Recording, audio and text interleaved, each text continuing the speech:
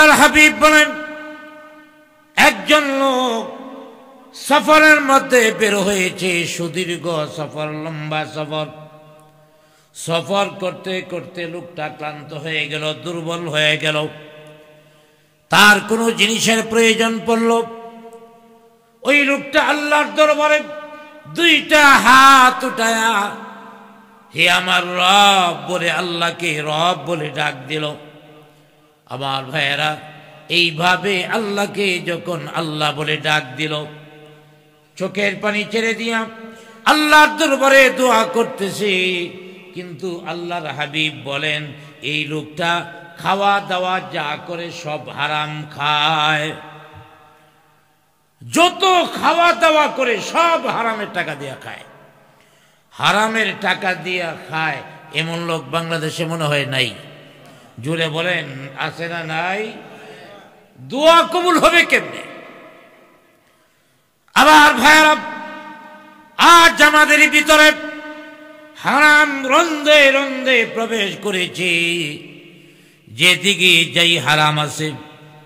আল্লাহর হাবিব বলেন, চোখের পানি ছেড়ে দিয়া আল্লাহর দরবারে দোয়া করে, কিন্তু দোয়া করার আগেও হারাম খাইছে। আল্লাহর দরবারে দোয়া করতেছে, তার পরনের মধ্যে হারাম সম্পদ দিয়া কেনা পোশাক, এখনো পর্যন্ত হারাম পোশাক পরে আছে। তৃতীয় নাম্বার হলো, এই লোকটা একেবারে লালিত পালিত হইছে হারাম সম্পদ দ্বারাতে। আল্লাহর হাবিব বলেন, যা লোকটা হারাম খায়া দোয়া শুরু করেছে, হারামের কাপড় সাপড় তার গায়ের মধ্যে আছে এবং হারাম দ্বারা লালিত পালিত হয়েছে, এই লোকটা আল্লাহর কাছে ক্ষমা চাইলে, আল্লাহর কাছে দোয়া করলে সাথে সাথে কবুল হয়ে যাবে। কি করে আশা করা যায়? আগে তো হারাম ছাড়তে হবে। অতএব হারাম ছাড়লে তখন আল্লাহ রাব্বুল আলামিন দোয়া কবুল করেন।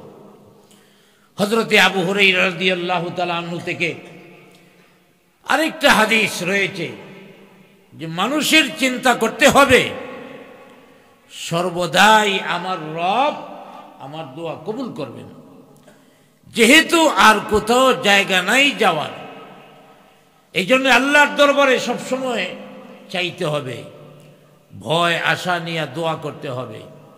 তবে আল্লাহ পাক কখনো কখনো ক্ষমা করেন না। কেন করেন না? এক নম্বর হলো বান্দার পাপের কারণে। আল্লাহর হাবিব বলেন, বান্দা আল্লাহর কাছে দোয়া করতে থাকে, কিন্তু বান্দা এখনো পাপের মধ্যে ডুবে আছে।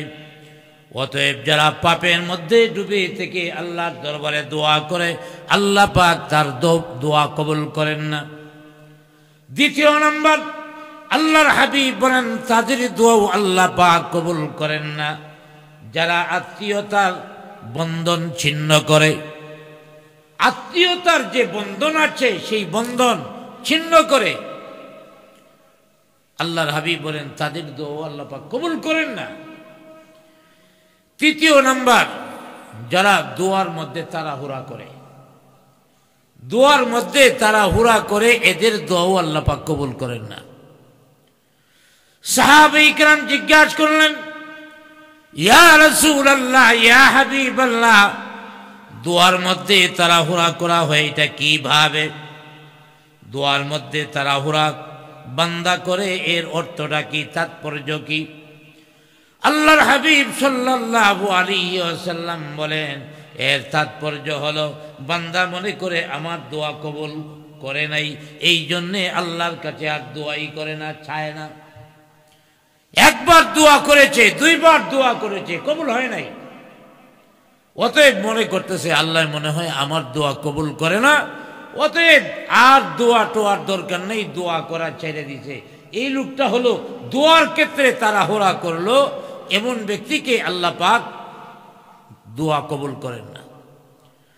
হযরতে আবু হুরায়রা রাদিয়াল্লাহু তাআলা আনহু থেকে হাদিস রয়েছে, আল্লাহর হাবিব বলেন, বান্দা যখন দোয়া করবে পরিপূর্ণভাবে তার রবের দিকে ইয়াকিন থাকতে হবে, আমার রব আমার দোয়া কবুল করবেন। আল্লাহর হাবিব বলেছেন, বান্দা যত দোয়া করে আল্লাহর কাছে, আল্লাহর বান্দা যতগুলি দোয়া করে সবগুলি দোয়া আল্লাহ পাক কবুল করেন। তবে কিছু দুনিয়াতে, কিছু আখিরাতে আবার দোয়া যেভাবে করছি সেভাবে দোয়া কবুল না কইরা অন্যভাবেও আল্লাহ কবুল করেন। যেভাবে দোয়া করছি সেইভাবে দোয়া কবুল হয় নাই, দোয়াটা ভিন্ন ভাবে কবুল হয়েছে। একজনে দোয়া করছে, আল্লাহ আমার ব্যবসার মধ্যে ব্যবসাটা উন্নতি করে দাও, ব্যবসাটা যেন ভালো হয়, কিন্তু দেখা গেছে ব্যবসাটা আর টিকলো না। এই কথা বলার সুযোগ নাই, আমার দোয়া কবুল হয়েছে না।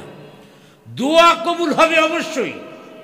আল্লাহ পাক হয়তো এই দোকানের মাধ্যমে না দেয়া অন্য মাধ্যমে দেওয়ার ক্ষমতা আল্লাহর আছে না নাই? অন্য দিক দিয়ে দেয়া দিবে। আল্লাহর হাবিব বলেন, দুনিয়ার মধ্যে যদি তার দোয়ার ফলাফল দৃশ্যমান না থাকে, এই দোয়াগুলি আল্লাহ পাক রিজার্ভ রাইখা কিয়ামতের ময়দানে এর বিনিময়ে আল্লাহ পাক কিয়ামতের ময়দানে নেকি দেয়া দিবেন। তাহলে ফ্যাসিলিটি তো আমি পাচ্ছি, দোয়া করছি, আল্লাহর কাছে চাইতেছি। দুনিয়ার মধ্যেও মানুষের কাছে যেভাবে চাওয়া হয় সেভাবে অনেক সময় দেয় না, একটা চাইছে ভিন্নভাবে দিছে। আর আল্লাহ পাক মহান আল্লাহ, তিনি বান্দার দোয়া কবুল করবেন। কিভাবে কবুল করবেন, রূপটা কি হবে, দুনিয়াতে হবে না আখিরাতে হবে, এটা আল্লাহ পাকই জানেন। অতএব আল্লাহর কাছে সব সময় দোয়া করতে হবে।